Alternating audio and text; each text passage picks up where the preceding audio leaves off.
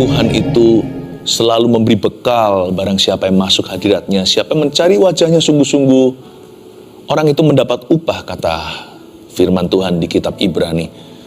Upah itu tidak tentu materi, tetapi pasti ada jawaban dari Tuhan. Tuhan itu memuaskan hati dan jiwa kita. Jangan lupa untuk subscribe juga, supaya terus kita bisa memberi Anda makan rohani. Saya percaya setiap firman Tuhan itu akan menuntun dan akan menjadi pelita bagi kaki keluarga Saat Teduh dalam kehidupan sehari-hari. Doa yang didengarkan buka di Markus pasal 10 ayat yang ke-46 sampai 52. Ini kasus Yesus menyembuhkan Bartimeus. Di dalamnya kita bisa melihat bagaimana doa, karena di dalam sini ada adegan doa Bartimeus berseru-seru. Yesus itu nggak pernah abaikan orang yang sungguh-sungguh. Meskipun kita nggak melihat Yesus secara fisik, iman itu membuat Yesus tidak lagi terbatas. Tidak ada batas waktu, tidak ada batas tempat, tidak ada batas jarak. Kalau kita percaya kepada Tuhan, Tuhan hadir di depan kita, di dekat kita, seperti waktu itu Yesus berada di dekat Bartimeus. Apa yang Tuhan cari pada sebuah doa? Kita lihat ayat 46, lalu tibalah Yesus dan murid-muridnya di Yeriko. Yesus dalam perjalanan sama murid-muridnya 12. Tibalah Yesus beserta murid-murid itu di Yeriko. Nah, yang saya ingin untuk ceritakan sama Anda adalah cerita sebelum Yesus sampai ke Yeriko itu terjadi perdebatan seru antara 12 rasul atau murid-muridnya. Mereka semua lagi berebut tahta. Mereka berdebat di antara mereka, siapa yang terbesar di antara para rasul atau murid itu. Bahkan ada permintaan supaya suatu hari mereka bisa duduk di tahta Yesus, duduk di singgasana di sebelah kiri dan sebelah kanan, turut memerintah. Wah, buat ngamuk yang lainnya. Apa-apaan kamu kayak gitu? Kenapa kita itu sesama murid Yesus saling mendahului? Waduh, keruh. Dalam kondisi seperti itu baru reda, Yesus dan murid-muridnya tiba. Kemudian ketika Yesus keluar dari Yeriko bersama dengan murid-muridnya dan orang banyak berbondong-bondong, ada seorang pengemis yang buta bernama Bartimeus, anak Timeus, duduk di pinggir jalan. Lucu ya? Mereka sedang memperjuangkan posisi. Kalau orang dunia katakan positioning. Mereka memposisikan diri sebagai yang superior. Saling sikut, saling kalahkan, bukan saling mengalah. Siapa terbesar di antara mereka? Tiba-tiba perhatian seluruh cerita ini tertuju kepada seorang yang duduk di pinggir jalan. Mereka semua lagi berebut pamor. Yesus konsentrasi atau pandangan Tuhan diarahkan kepada seorang pengemis yang papah dan buta. There comes a humble miracle. Orang sombong yang peduli sama dirinya sendiri gak akan bisa didengar doanya. Doa yang didengar itu adalah doa yang merendahkan hati di hadapan Tuhan. Tuhan gak interest sama sekali. He's not interested dengan orang-orang yang interest atau perhatiannya hanya pada dirinya. Apa pikiran orang lain tentang dirinya? Apa pendapat orang tentang dirinya? Apa kata dunia? Tuhan gak tertarik sama hati yang demikian. Tapi Tuhan itu rindu menjawab doa orang-orang yang tulus hatinya. Menjawab doa orang-orang yang sungguh-sungguh butuh. Siapapun mereka, termasuk anak jalanan, Tuhan akan dengarkan. Sebab Tuhan tidak pandang bulu. Tuhan itu tidak memandang manusia. Dia itu cinta setiap orang. Tuhan mengasihi setiap kita. Pokoknya kalau kita datang sama Tuhan itu in a real way. Jikalau kita hampiri tata Tuhan itu dengan sikap hati yang nyata. Tuhan, I really need you. Aku gak basa-basi, dan aku gak ikut-ikutan, dan juga aku gak doa itu seperti orang Farisi demi dilihat orang. Kalau aku doa masuk hadirat Allah, aku sungguh-sungguh cari Tuhan untuk ketemu sama Tuhan. Meskipun aku punya kebutuhan, Tuhan akan memandang aku hina. Karena kalau bukan datang pada Tuhan, kepada siapa aku minta pertolongan? Orang yang datang sama Tuhan itu in a real way, dengan cara yang nyata. Apalagi hatinya merendah, orang seperti itu pasti akan ditemuinya. Tapi yang debat hal-hal yang ambigu, perkara-perkara yang maya, mereka-reka perkara-perkara yang sia-sia. Yang gitu Tuhan berkata, besok aja lah ya berdoa, kamu gak siap untuk saya. You're not ready for me. Ya. Kenapa kita gak berdoa? Kenapa kita juga merasa susah untuk berdoa? Bukan karena kita harus layak dulu baru kita bisa sembahyang. Kalau gitu gak ada satu orang pun bisa masuk ke dalam hadirat Tuhan. Doa itu perlu konsentrasi. Doa itu fokus ke Yesus. Karena itu siapa yang dalam kondisi terpuruk sekalipun, asal dia tulus cari Yesus, jangan tunda. Anda bisa sekarang juga masuk hadirat Allah. Nggak usah tunggu layak dulu. Waktu masuk nanti, Anda akan dilayakkan oleh Tuhan, oleh darah Yesus yang ajaib itu. There comes a humble miracle. Tiba-tiba seluruh fokus ini shifted. Bergeser pada seorang pengemis di jalanan yang bernama Bartimeus. Ketika didengarnya yang 47 bahwa itu adalah Yesus orang Nazaret, mulailah ia berseru. Ini bagus. Sebelum Bartimeus berseru kepada Yesus, dia sudah dengar-dengaran. Meskipun dia buta kan dia nggak tuli. Ketika didengarnya bahwa itu adalah Yesus orang Nazaret, ternyata dia sudah diam-diam nguping. Banyak kesaksian orang-orang disembuhkan. Banyak cerita desas-desus tentang Yesus. Dia ambil baiknya semua dan dia taruh di hatinya. Iman timbul dari pendengaran. Ternyata ada satu poin sederhana. Apa yang Anda lakukan sebelum doa sangat berpengaruh saat Anda sembahyang. Apa yang Anda izinkan masuk dalam dirimu lewat telingamu, apa yang kau dengarkan, makanya jangan gosip ria, itu nanti pengaruh outputnya pada waktu Anda doa. Sebelum Bartimeus bahkan berseru kepada Yesus, dia sudah dengar tentang Yesus.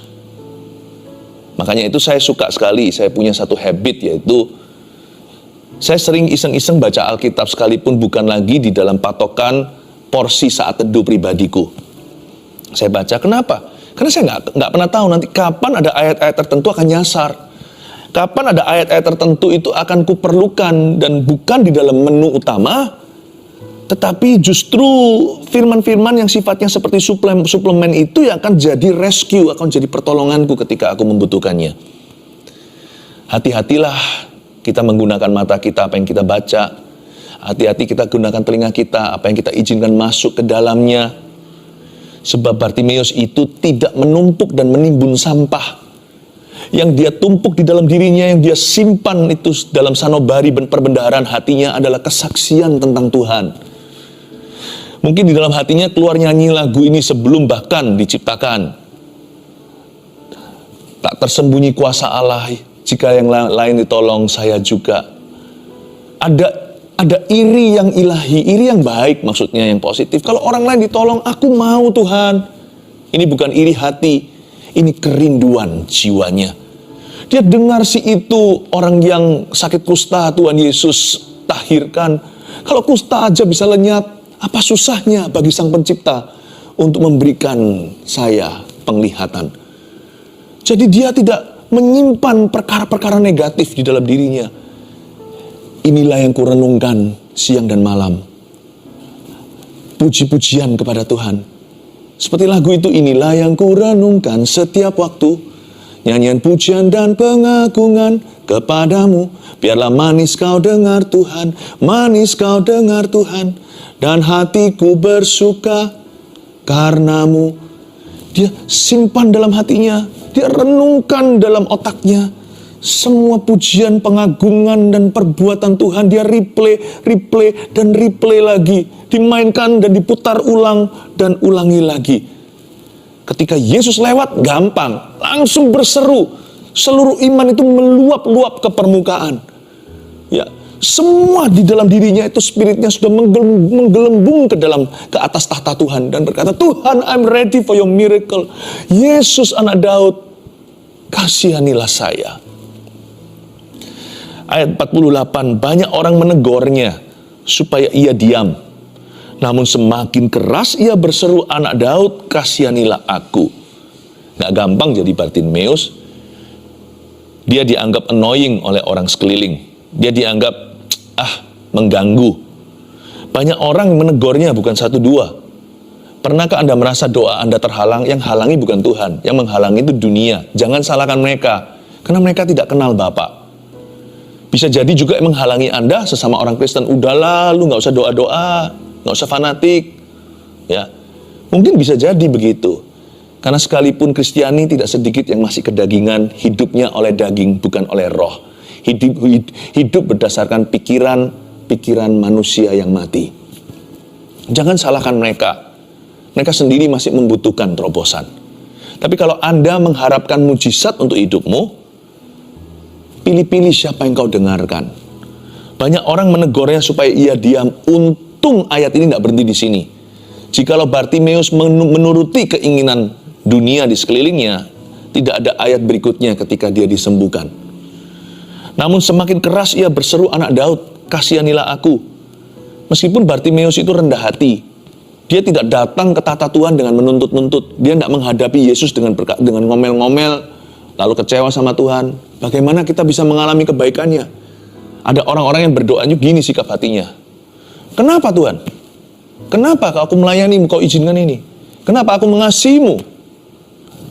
Kok berakhir begini? Kita tidak bisa serbu tata Allah dengan tuduhan-tuduhan. Kalau kita mau doanya didengar, ambil arus bawah. Arus bawah itu hamba. Kita nggak bisa menghampiri Tuhan dengan sok-sokan. Bahkan meskipun kita merasa berhak untuk menyalahkan Allah, tapi sebenarnya kalau dilihat dan berkaca, kita semua ini orang berdosa, layak apa? Karena itu kalau doa kita mau didengar, ambil arus bawah. Ambil arus bawah seperti Bartimeus ini. Anak Daud, have mercy on me. Dia tidak appeal, dia tidak menuntut Tuhan berdasarkan hukum Taurat. Kalau gitu dia pasti akan gagal. Kalau kita mau hitung-hitungan sama Tuhan, kita semua itu yang salah, Tuhan itu yang benar. Tetapi kalau Tuhan tanya kepada kita, nggak usah why, mengapa, what aja. What have you done for me? Apa yang telah kau lakukan untuk aku? Atau lebih tepatnya, apa yang telah kau lakukan untuk membuatmu layak menuntut itu dari aku? Apa yang membuatmu merasa begitu layak di depanku seperti setara dengan Tuhanmu, lalu menudingkan jari dan tangan wajahnya ke arah tata dan berkata, Tuhan tidak fair atau Tuhan tidak adil sama saya. Kalau Tuhan buka semua dosa kita, matilah kita. Kita akan bungkam 1000 kata, masuk penjara dan lautan api neraka. Jangan pernah beradu dengan Tuhan. Karena kita nggak akan menang. Karena kita yang salah, kita ini jatuh dalam dosa. Tuhan itu mati untuk dosa kita. Udah kalah skornya. Kalau kita mau mendapatkan belas kasihannya hingga mujizatnya, ambil arus bawah. Merendah. Seperti Bartimeus, gak seperti 12 rasul yang berdebat siapa yang terbesar. Mereka sudah jadi kacang lupa kulitnya. Mari kita meneladani Bartimeus, bukan Petrus. Mari kita teladani Bartimeus, bukan Yohanes dan Yakobus. Mereka berantem. Tapi Tuhan tunjukkan bahwa belas kasihan Tuhan hanyalah bagi orang yang rendah hati. Yang sombong biar debat dulu sampai capek, nanti datang sini bertobat. Tapi yang rendah hati langsung diperhatikan oleh Tuhan. Mari kita belajar dari Bartimeus. Sekalipun dia itu ambil arus bawah, dia merendah. Namun orang ini berotot rohani baja. Ya, kenapa? Semua orang menegurnya supaya dia diam. Namun semakin keras ia berseru, anak Daud, kasihanilah aku. Siapa bilang orang rendah hati itu lembek?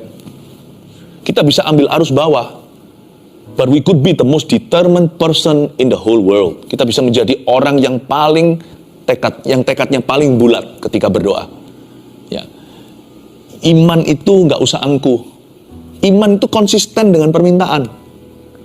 Kalau Anda minta sesuatu sama Tuhan dan Anda tahu itu adalah janji Tuhan dalam hidupmu, Anda konsisten. Nggak usah marah-marah sama Tuhan, ambil arus bawah sikap hatinya. Tapi doanya tidak pelin-pelan. Paham maksud saya? Ambil arus bawah, merendah. Tapi permohonannya tetap. Meskipun dia itu di hadapan Tuhan itu lemah lembut, Lord have mercy on me, ampuni aku tidak layak padamu. Tapi imannya teguh, aku tahu aku akan sembuh. Aku tahu Tuhan akan dengarkan aku. Aku tahu Tuhan akan melayakkan saya. I admire this person, Bartimeus ini. Banyak orang menegurnya, malah dia semakin keras berseru pada Tuhan. Lalu Yesus berhenti, ayat 49 dia kan, dan berkata, panggillah dia. Mereka memanggil orang buta itu dan berkata kepadanya, kuatkan hatimu, berdirilah, ia memanggil engkau. Kalimat ini mubasir menurut saya. Orang banyak tiba-tiba berubah pendapat. Tadinya berkata, diam, sekarang berkata, kuatkan hatimu. Kadang-kadang kita berpikir begini ya, orang itu maunya gimana ya? Waktu kita terpuruk, mungkin ada teman-teman kita yang berkata, mungkin kamu lagi berdoa, mungkin kamu dosa, Tuhan sedang menghukummu. Padahal kita tahu di hati kita, hubungan kita dengan Tuhan dalam kondisi yang sangat baik. Meskipun kita tidak mengerti kenapa Tuhan izinkan hal-hal tertentu. Tapi waktu kita mengalami mujizat dan kemenangan, orang yang sama yang berkata, mungkin kamu perlu bertobat, langsung aja menyaut dan berseru, puji Tuhan, Tuhan itu baik dalam hidupmu. Manusia itu selalu berubah-ubah. Orang yang sama berkata, Hosana, Hosana, berteriak begitu, esok hari langsung seruannya ganti, salibkan dia, salibkan dia. Kalau kita mengikuti opini manusia, tidak akan ada akhirnya. Makanya itu penting sekali untuk kita punya keyakinan yang kokoh. Kita punya kesaksian roh, miliki iman yang tidak pelin-pelan. Dan orang-orang berkata, kuatkan hatimu, berdirilah, ia memanggil engkau. Langsung diresponi begini di ayat yang ke-50. Lalu ia menanggalkan jubahnya. Ia segera berdiri dan pergi mendapatkan Yesus. Bartimeus tidak bisu. Bisa aja dia berkata, oh oke, aku akan lakukan itu. Dia tidak menjawab orang-orang ini. Orang-orang ini yang tadi berkata, diamlah. Sekarang berseru, kuatkan hatimu. Bartimeus tidak protes sama mereka. Tadi kamu bilang aku suruh diam. Sekarang kamu bilang Tuhan memanggilku, kuatkan hatiku. Tadi kamu yang melemahkan. Sekarang kau bilang kuatkanlah imanmu. Gimana sih? Kamu mau melemahkan aku atau menguatkan aku? Bartimeus tidak cekcok dengan mereka. Karena dia punya satu tujuan. Dia sedang menjemput mujizatnya. Gak ada waktu untuk cekcok sama orang. Gak ada waktu untuk berdebat. Seperti 12 rasul yang debat yang gak perlu. Bartimeus gak punya waktu. Waktu orang-orang itu berkata, kuatkan hatimu, harusnya kan bisa kembali dia mencemoohkan mereka. Ayo, kamu yang salah. Dia tidak pembenaran diri. Ayo, mengakui, aku yang benar selama ini aku berseru-seru, ternyata didengarkan kan? Berarti tadi kan kamu yang menjadi alat setan. Gak perlu kepahitan. Gak ada waktu, gak ada ruang untuk itu. Mengapa? Karena Anda sedang menjemput mujizat Anda. You have no time for that. Tahu apa responnya Bartimeus? Reaksinya gimana? Ayat 50. Lalu ia menanggalkan jubahnya. Apa yang istimewa dengan menanggalkan jubah? Kan cuma copot pakaian jaketnya. Ada keistimewaan zaman itu. Orang buta, handicap atau yang cacat dikasih jaket. Dikasih bukan jaket lah, dikasih sebuah jubah. Orang lihat jubah itu tahu bahwa orang itu adalah orang yang cacat, orang yang punya kebutuhan fisik secara khusus. Misalnya hari ini ada tanda seperti orang duduk di kursi roda. Kalau Anda lihat misalkan di toilet, ya di toilet ketika mau ke belakang, di mall juga ada pria, ada wanita, lalu ada yang untuk orang cacat. Biasanya ada pegangannya untuk mereka berdiri bisa bertumpu. Jubah itu pada Bartimeus untuk menunjukkan bahwa dia orang yang butuh pertolongan. Tapi sama dia langsung ditanggalkan jubahnya. Dia tahu bahwa setelah dia pergi ke Yesus, menjemput mujizatnya, dia tidak akan cacat lagi. Dia tidak akan buta lagi. Dia akan melihat. Gak ada waktu untuk cekcok sama dunia. Gak ada waktu untuk kepahitan. Gak ada waktu untuk mengeluh. Bartimeus langsung menanggalkan jubah handicapnya. Menjemput mujizatnya. Tapi anehnya ayat 51 kok malah ditanya sama Yesus. Tanya Yesus kepadanya, apa yang kau kehendaki supaya aku perbuat bagimu? Bukannya Yesus maha tahu. Jangankan maha tahu. Kalau kita aja di posisi Yesus, kita juga akan tahu. Wong dia datangnya dengan meraba-raba begini kok. Udah gak usah ditanya. Dia mau apa udah jelas sekali. Dia mau melihat. Kenapa Yesus masih tanya? Tanya Yesus kepadanya, apa yang kau kehendaki supaya aku perbuat bagimu? Tuhan ajari kita berdoa. Doa itu bisa mulainya umum, general. Tapi doa harus berakhir spesifik. Kita harus tahu kita mau apa. Saya pernah mendengarkan, ya bukan menilai doa orang, tapi saya belajar pula. Saya juga belajar dari doa orang lain. Apa yang baik saya tiru, apa yang kurang baik saya menghindarinya. Kadang-kadang doa terdengar sangat indah ya. Wah, fasih lidah. Segala doktrinnya, doktrin kekristenan pun ada di dalam doa seseorang. Panjang lebar. Ya. Bahkan doa makan pun bisa menjadi doa yang sangat misionaris untuk misionaris di Afrika. Doa kita itu loh bisa mewah. Tapi setelah saya dengarkan doa tertentu seperti itu, saya bertanya pada diri sendiri, sebenarnya apa ya permintaannya ya kalau memang ada permohonan? Doa kita bisa begitu benar kedengaran, tetapi tanpa tujuan. Betul, doa yang sifatnya memuji Tuhan tidak minta-minta. Doa yang menyembah nggak memohon-mohon, saya tahu. Tapi ketika masuk ke departemen meminta sesuatu, Yesus berkata, mintalah kamu akan diberikan, carilah kamu akan mendapat, kamu akan menemukan, ketoklah pintu akan dibukakan. When it's time to ask, be clear what you are asking for. Ketika waktunya untuk meminta, pastikan jelas apa yang kau mohonkan. Minta dengan tegas apa yang Anda inginkan. Jangan-jangan kita sendiri nggak jelas sama diri sendiri. Aku ini maunya apa ya? Nggak menentu. Tapi Yesus tanya sama dia, apa yang kau kehendaki supaya aku perbuat bagimu? Jawab orang buta itu, Rabuni, supaya aku dapat melihat. Kata Rabuni itu lebih dari kata rabi. Rabuni di sini itu melampaui sekedar guru. Rabuni ini punya arti Lord, Master, Tuanku, Tuhanku. Luar biasa iman orang ini.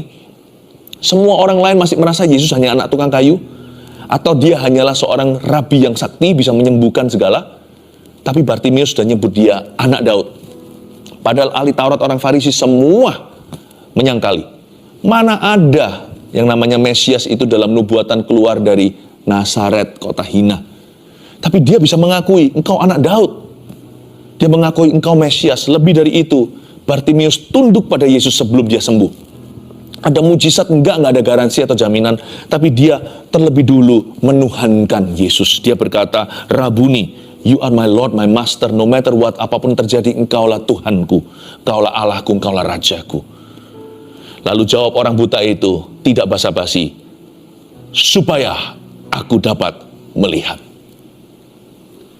Lalu kata Yesus kepadanya, pergilah, imanmu telah menyelamatkan engkau. Dari sini kita tahu kan, Yesus tidak menyebut itu iman waktu dia masih seru-seru, kasihani aku. Yesus sebut itu sebagai pengakuan saja. Iman itu baru disebut iman ketika Bartimeus berkata, aku mau melihat. Iman itu baru diakui sebagai iman setelah jelas permohonannya. Apa yang kau kehendaki supaya aku lakukan? Rabuni, supaya aku dapat melihat, so I can see. Pada saat itu juga melihatlah ia. Waktu dia lihat Yesus, dia nggak mau lepaskan Yesus lagi. Terbukti kalimat berikutnya, lalu ia mengikuti Yesus dalam perjalanannya. Padahal ayat berikutnya, pasal-pasal kemudian, Yesus pergi ke Yerusalem untuk dianiaya dan naik ke kayu salib. Bartimeus tetap ikut. Sekali dia lihat yang dia kagumi bukan pemandangan, bahkan mujizat. Dia lihat Yesus dan berkata, Son of God, anak Allah. Dan dia nggak mau lepas pandangan. Sejak hari itu, dia mengikuti Tuhan. Saya nggak tahu, Bartimeus tidak ada ceritanya lagi. Tapi saya bahkan percaya, jikalau Bartimeus itu terus sampai kepada gereja mula-mula, dia pasti ada di golongan orang-orang yang melayani Tuhan dan memberitakan Injil. 3 hal yang kita bisa pelajari dari doa yang didengarkan. 1, doa yang merendah hatinya. Doa yang begini didengarkan oleh Tuhan. Ingat tadi, ambil arus bawah. 2, doa yang jelas permintaannya. Jangan hanya fasih lidah, kedengaran indah, apalagi mewah. Yang jelas, goalnya apa? Tuhan gak keberatan menjawabnya, asal Anda jelas. Dan kalau salah meminta, Tuhan akan luruskan. Tapi hendaknya kita tahu apa yang kita harapkan. 3, doa yang beriman kepadanya. Oh, iman Bartimeus diuji sepanjang waktu. Dari sejak dia disuruh diam oleh banyak orang. Sampai ketika dia pokoknya dihalang-halangi terus sama sekeliling dan keadaan, tapi dia terus beriman. Pertama dia sebut Yesus Mesias, lalu Rabuni, Tuhan dan Rajaku. Di imannya teguh, tidak goyah.